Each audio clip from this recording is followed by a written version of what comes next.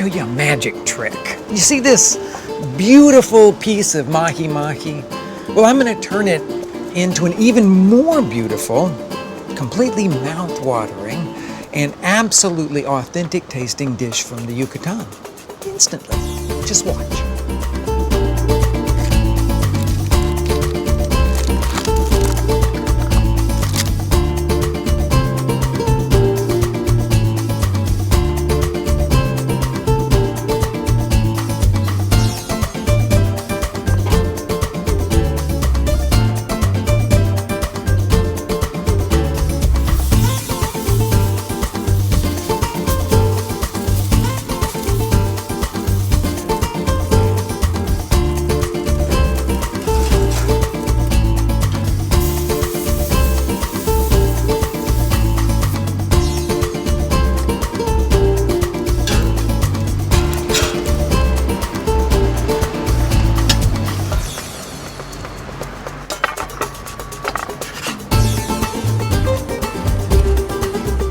Presto, beautifully transformed. And it's all because of the magic paste.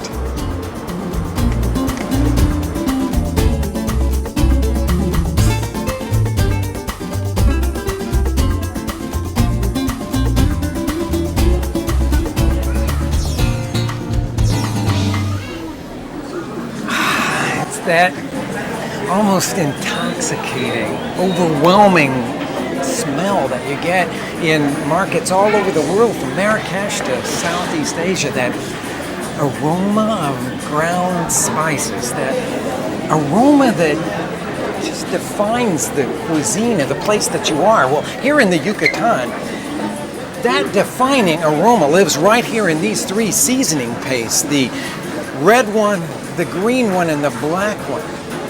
Now the red one, the one that I showed you just a minute ago, well, that's the recado rojo, they call it, and it's certainly the most useful, most beloved. Well, it's certainly the most common here in the Yucatan. You can tell by the amount that they have for sale here. You might also know it by its other name, recado de achiote or achiote paste. Señorita, por favor, ¿me puede vender 100 gramos de recado rojo, por favor?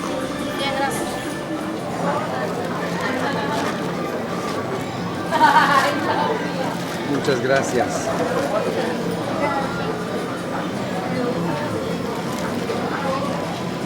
Well, it's certainly earthy, a little herby, vinegary, a little bit garlicky, but it's not at all hot.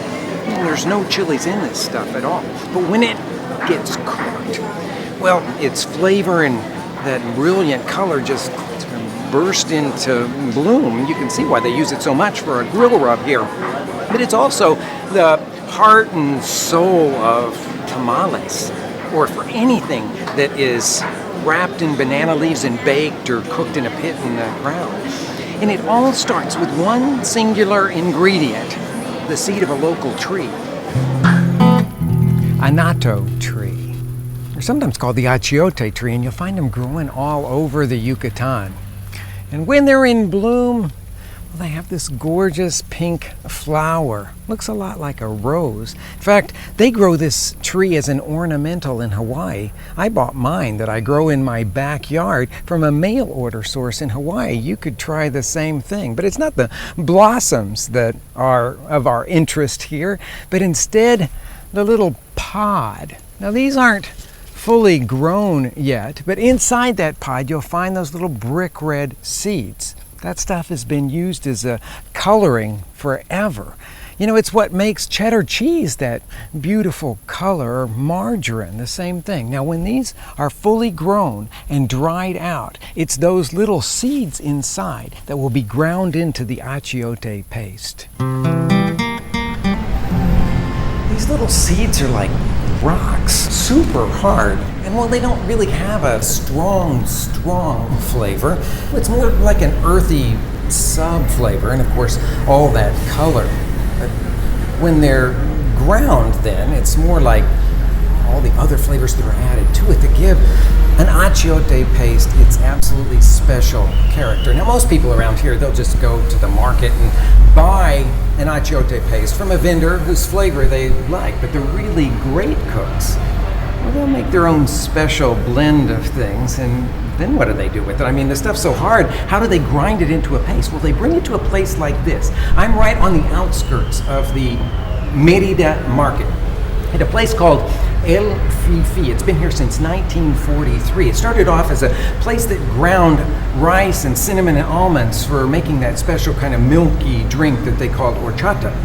Well, then they started grinding other things, and they became so well known as a great place for careful grinding that people come from all over the Yucatan Peninsula to have their special pastes ground here. Now, I'll tell you a little bit more about how you can grind yours at home in a minute, but right now I want you to meet Doña Tina. Venga, por favor, señora. She's one of those really careful cooks that I was talking about. She's got a restaurant here in Merida called Chanil Nach.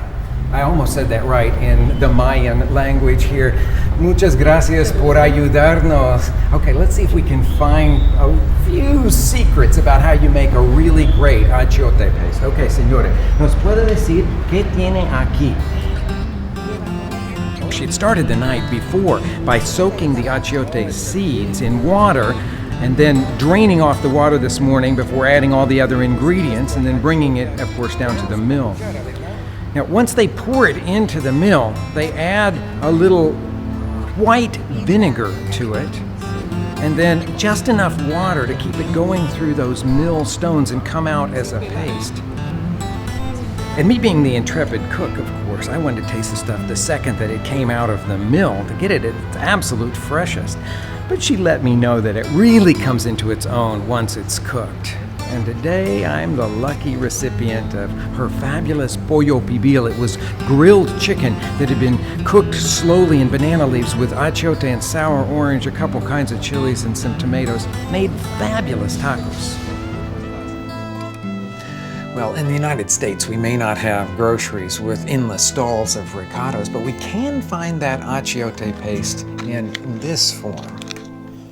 You can find it in most of the Mexican markets, even in a lot of the well-stocked grocery stores. It's basically a mixture of achiote seeds with some herbs and spices, garlic, something acidic. But it starts with achiote seeds. And when you want to taste the absolute freshest form, you can go and buy them. They look like this. Find these in a lot of well-stocked grocery stores as well. Now, they come from a pod, and it looks a little like a horse chestnut pod. When it breaks open, you can see all of those small little seeds in there. Now, the paste itself is a mixture of those achiote seeds with coriander and cumin, cloves, some Mexican cinnamon, black pepper, and oregano. And you combine them in an electric spice grinder, you know, like one of those coffee grinders. Put them all in there. And then we're going to make an absolute powder out of them. We want to get this as absolutely finely ground as possible.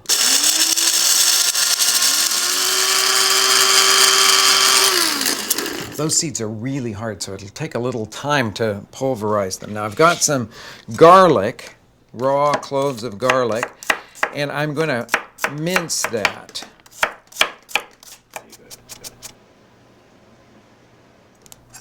Sprinkling on top of that minced garlic will be a teaspoon of salt, and then the achiote powder.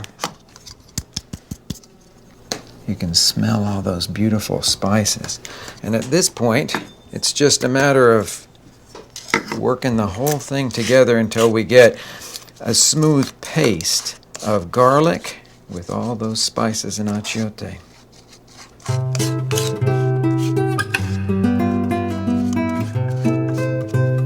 The last flavoring that we've got to put on our homemade achiote paste is a little vinegar. This is cider vinegar, very common in Mexico. Work that into it and it'll make it into more of a cohesive paste. You notice that I'm doing all of this on one of those flexible cutting boards that's very easy to wash because, of course, achiote is one of the great coloring agents. And sometimes it'll stain your cutting boards. Always it'll stain your cutting boards. Now I'm going to scoop it up into a little jar here. And like the commercial stuff, This achiote paste will last for months and months and months in your refrigerator. It's sort of like an instant flavor maker. I love this stuff. Just sauteed with a few shrimp, a little lime juice in there. You could smear it over some pork chops or some fish and take it to the grill. You've always got a little flavor in the fridge when you've got this homemade achiote paste. And it's a great secret ingredient for slow food as well, like slow cooked short ribs. And I've got to show you this great Kabik preparation from the Yucatan. It starts with a lot of roasted garlic. So I'm going to tear this head of garlic apart and then put it onto an ungreased griddle. It'll take about 15 minutes to roast these cloves of garlic here, turning them every once in a while. Now while that's roasting, better break all of those apart there, while that's roasting, I'm going to turn on the back burner, kind of multitasking here, and roast these hot banana peppers. They're like the chiles of the Yucatan. We'll turn those. They'll take a few minutes to blacken and blister all over. I've got another pot here heated on about medium to medium high. I'm going to film it with a little vegetable oil and sear those short ribs until they're nicely browned all over. Give them a good sprinkling of salt while they're searing.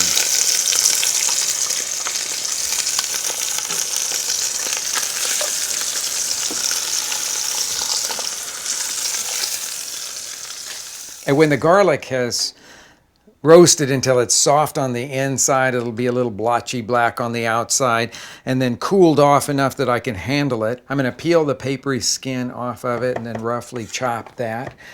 Those roasted chilies, they just need to get a slit cut in the side of them. We're not really going to peel them for this preparation. And chop up a red onion and half of a green bell pepper. Now into the pot where we browned those short ribs, we're going to put the red onion, the bell pepper, the roasted garlic, a can of tomatoes. I like to use the roasted tomatoes, a little Mexican oregano, and several grains of fresh pepper. Now the last ingredient we're going to put in there is epazote. I'm going to give it a very classic Yucatan flavor. But without it, it'll still be a beautiful dish. So if you don't have it, then just simply leave it out. Now while that's cooking down, it'll take a few minutes for it to sort of start to thicken up. We're going to make the braising liquid for those short ribs. Remember that beautiful homemade achiote paste? Well, we're going to use about 2/3 of it. If you were using one of those 3.5-ounce packages, you'd use about half of a package. We're going to add a couple of cups of water to that and then blend it until it's absolutely smooth.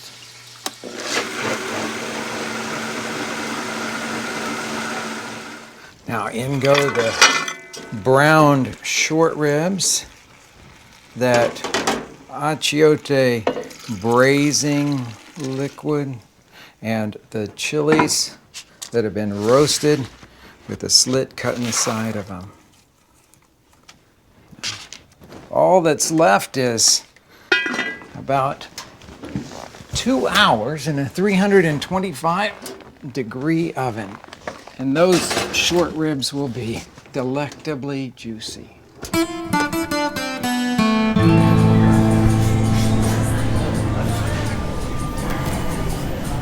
Now, it's not all about achiote, of course. No, this greenish paste here, the recado de Bistec, they call it, is almost as popular as the red one is. It's made from garlic, oftentimes roasted garlic, mixed with sweet spices and herbs and some vinegar. Now, you heard me call it recado de Bistec. or the spice paste for meat, for steak, and it's just totally delicious on that. But it can also be used to make escabeches, you know, those kind of brothy, warm vinaigrettes that go so beautifully with poultry and seafood. And in fact, this stuff is so easy to make that you can do it in a flash with ingredients from any grocery store. You start with garlic, roasted garlic, like we used in the short Ribs Kabik dish, and well, pretty much the same array of spices that we used for the achiote, allspice berries, oregano, cumin seeds, cloves, and black peppercorns. Now I'm going to combine all of those into a Mexican mortar, the molcajete, and pulverize them. Of course, you could use an electric spice grinder for this if you wanted. Okay, now once that's pulverized, in goes the roasted garlic. Get rid of that little stray piece of skin there. About a tablespoon of vinegar. I'm using the apple cider vinegar. And about a half a teaspoon of salt. Pound that to a paste.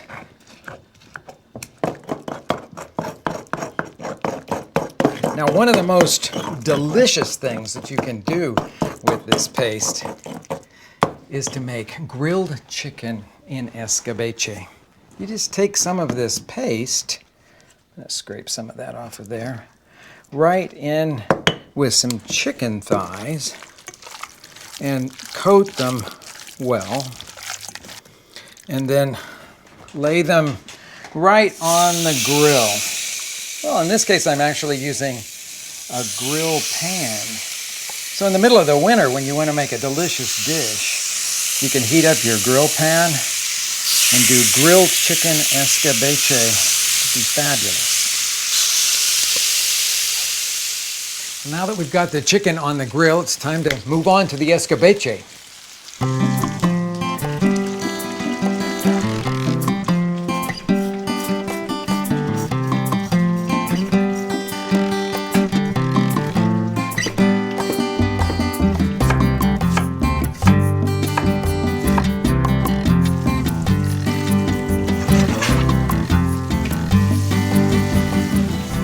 Okay, so it starts with onions and hot banana peppers that have been roasted and peeled and sliced, sauteed in a little bit of olive oil. Now to that, I'm going to add the rest of that garlicky spice paste that we use for the marinating the chicken, and a couple of cups of chicken broth. Apple cider vinegar goes in here, about a quarter of a cup, because escabeche is always a tangy preparation. Sprinkle in some salt, and then I'm going to stir that all around. Now I think that chicken should be getting close to done.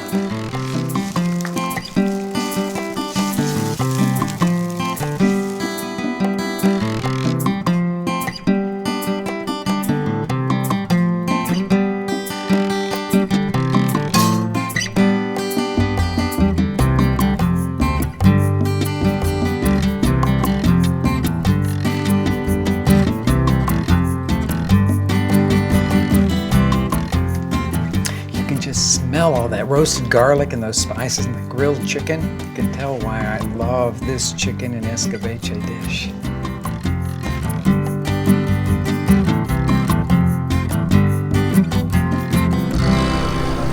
Okay, so we've dealt with the red and the green seasoning paste, which means that we're left with just the final one to tackle. And I have to say that this one may seem a little odd to you, at least at first glance. This is the recado negro, as they call it here in the Yucatan. How much black food do you know anywhere in the world? Not much at all, unless you happen to be here in the Yucatan, and you could rely on this recado negro, sometimes called chirmole or chile mole. Now don't touch that dial, because this stuff is actually really delicious. And what makes it black? Now I gotta tell you, it comes from carbon, from burnt chilies. You gotta trust me on this one. Once you blend it with all of the garlic and the spices and the herbs, the stuff is really delicious. And all over the Yucatan, it's featured in one very well-known dish.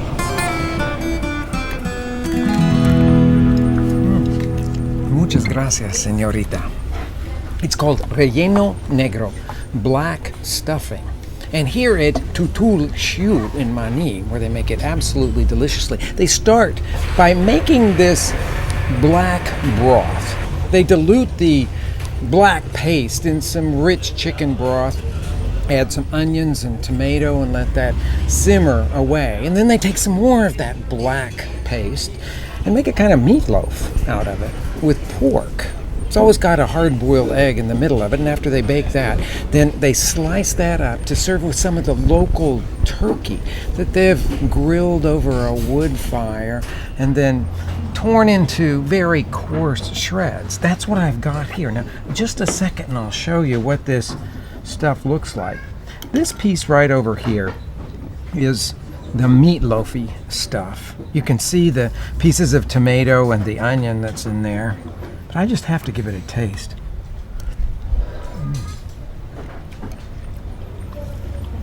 The next time you go to the Yucatan, you just have to try this stuff. I mean, it's filled with flavors that are mysterious and soulful.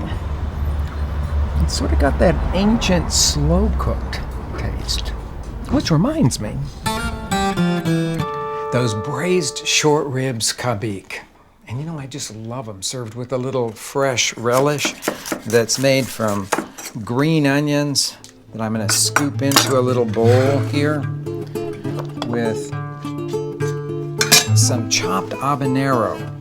Now, this may seem pretty drastic since this dish already has some chili in it. For those that like spicy flavors, if you slice up some habanero just like this, it'll give a nice brightness as well as that classic habanero flavor. I'm going to squeeze on a bit of lime juice, a little sprinkling of salt, and then we're just going to stir that up and sprinkle it right over the tender, juicy meat. I've still got the chilies here. This is going to add a beautiful and rustic touch to it. Those hot banana peppers. We've got one spectacular dish. Just think about those tender short ribs infused with garlic and spices and that brick red achiote. Well, just like the simple grilled chicken escabeche and that amazing relleno negro, well, it all starts with this magic paste, the recado, in red and green and black, complex blends of fresh ingredients, spices, tradition, and a whole